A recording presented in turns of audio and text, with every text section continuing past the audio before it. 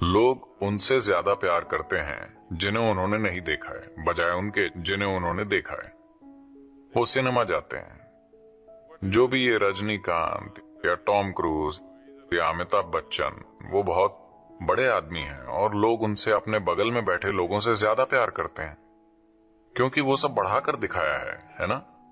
क्योंकि ये इतना एग्जैजरेटेड है, वो आदमी इतना बड़ा है, वो इतना ऊंचा बोलता है और हर चीज जो वो करते हैं वो बड़ी है।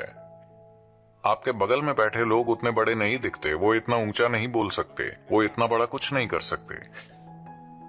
तो भ्रम एक एग्जैजरेटेड वास्तविकता है। इसके कारण वो वास्तविकता से ज्यादा शक्तिशाली चीज बन सकती है। लेकिन एक बार आप उड़कर भ्रम की स्थिति में जाते हैं, आप पागलपन के खतरे पर होते हैं।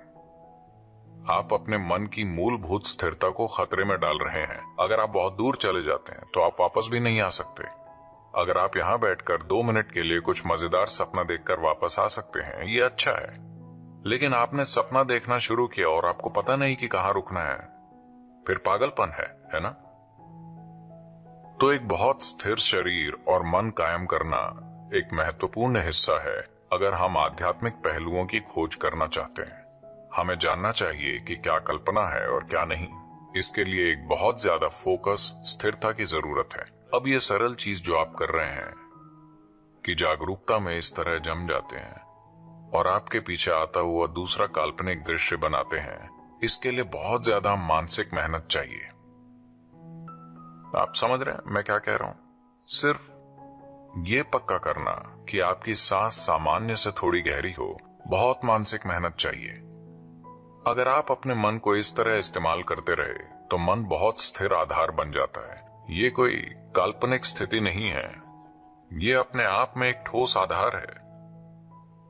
तंत्र की पूरी प्रणाली ऐसी है कि आप फिर उत्पन्न करते हैं। अगर आप ये गुलाब की पंखुड़ी लें, मेरे ख्याल से हमने आपको इसके बारे में बताया है ना। बस इस गुलाब की पंखुड़ी को लीजिए, इसे जितना संभव हो उतने ध्यान से देखिए, अपने मन में उसे फिर से बनाइए। अगर आप चाहें तो आप गुलाब की पंखुड़ी आसमान से नीचे गिरा सकते हैं। आपने इतने डिटेल से देखा है, आपने इसके हर मिलीमीटर, हर माइक्रो मिलीमीटर को ध्यान से देखा है और अब आप उसे बनाते हैं। देखिए, अभी कोई पेंटिंग बना रहा है, ठीक है। ये कैसे है? क्योंकि कहीं ना कहीं उनके मन में उस पत्ते या फूल या किसी भी चीज की छवि एकदम सटीक है ना। तो मन इसमें सक्षम है। अगर आप ऐसा कोई प्रभाव लेते हैं और इसमें अभिव्यक्ति करते हैं, धीरे धीरे आप इस तरह मन में यह अभ्यास करें, तो ये बहुत स्थिर और शक्तिशाली उपकरण बन जाता है।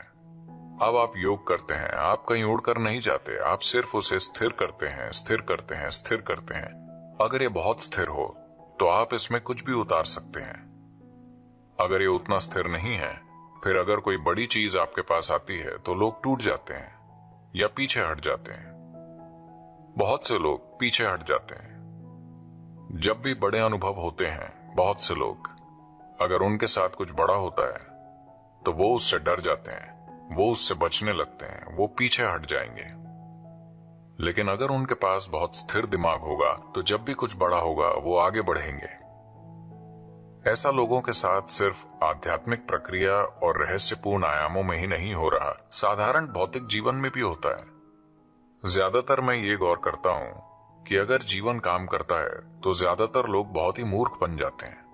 बहुत कम लोग अपनी दौलत और प्रभाव का अपनी खुशहाली के लिए इस्तेमाल करते हैं। ज्यादातर लोग मूर्खतापूर्ण हो जाते हैं। वो सिर्फ इसलिए पीछे हटना चाहते हैं क्योंकि चीजें काम करने लगी। ऐसा नहीं होना चाहिए।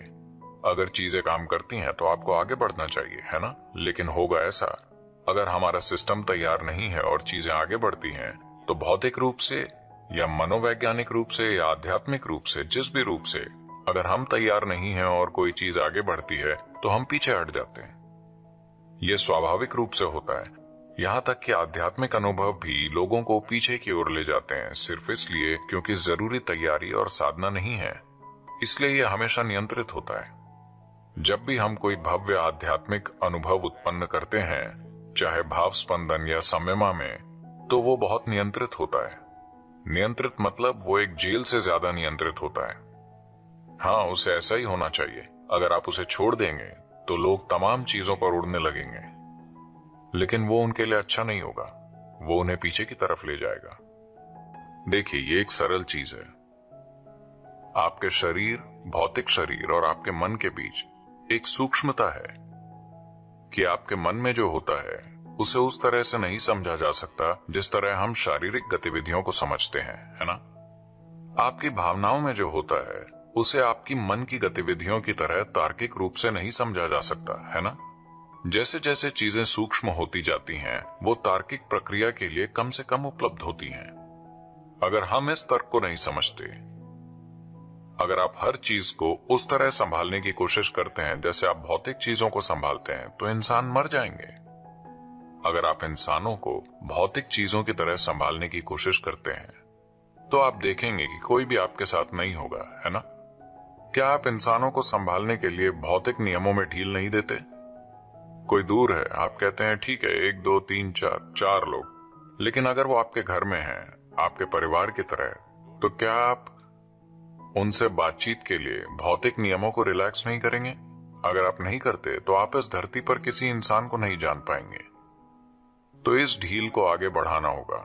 जैसा कि कहा जाता है, अगर आपके जीवन को विकास करना है तो आपको ज्यादा से ज्यादा चीजों को इससे मुक्त करना होगा, लेकिन इसके लिए आपके पास बहुत स्थिर तार्किक दिमाग होना चाहिए। अगर आपके पास वो नहीं है तो आप भ्रम की प्रक्रियाओं में भटक जाएंगे। आध्यात्मिक प्रक्रिया में ऐसा होता है कि अगर आप एक बहुत स्थिर शरीर और स्थिर मन कायम करते हैं तो हम आपको अतार्किक चीजों के अनुभव में ले जा सकते हैं।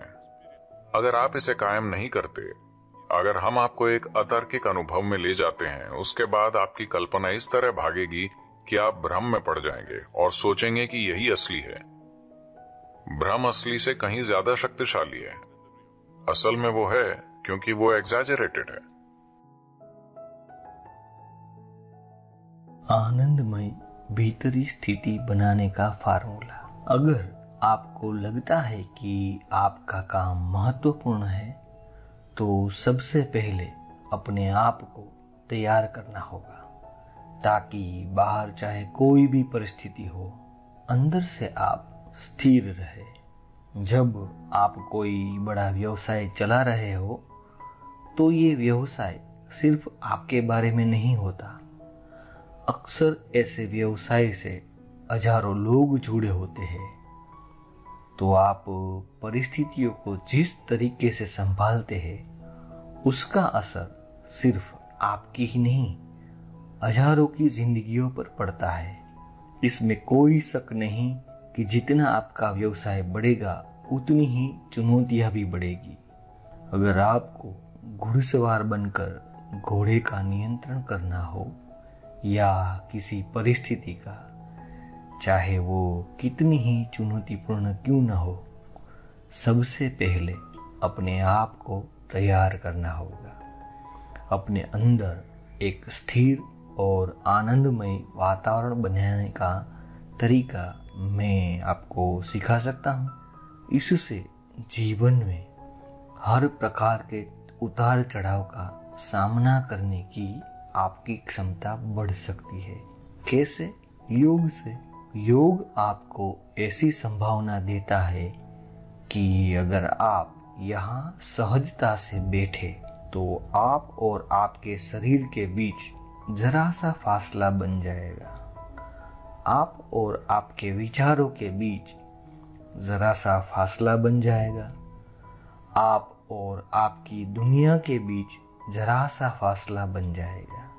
जब आप ये फासला बना लेते हैं, जब आप जान जाते हैं कि आप क्या है और क्या नहीं है, उसी क्षण दुख का अंत हो जाता है। जब दुख का भय समाप्त हो जाता है, आप हर चीज को साफ साफ देख सकते हैं और हर मुश्किल को अपनी बुद्धि और सामर्थ्य का बेहतरीन उपयोग करके सुलझा पाते हैं।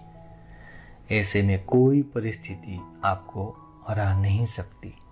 आपको जीवन में स्पष्टता चाहिए, निश्चितता नहीं। किसी भी चीज को किसी और चीज में कैसे बदले, ऐसी सोच मत रखो। जो जैसा है उसे उसी रूप में देखना और समझना सीखे। ऐसा करने के लिए स्पष्टता चाहिए। स्पष्टता के लिए आपको साफ, मेल रहित, निष्पक्ष मन की जरूरत है, जो उलझनों से दूर जागरूकता के आंचल में है। ऐसा चित्त हर चीज को उसके वास्तविक रूप में देख पाएगा। ऐसे में आप चाहे तो हर चीज को अपने अनुकूल बदल ले, चाहे तो उनके वास्तविक रूप में उनका आनंद ले। जीवन के सबसे बड़ी संभावनाएं उसकी अनिश्चितता ही है।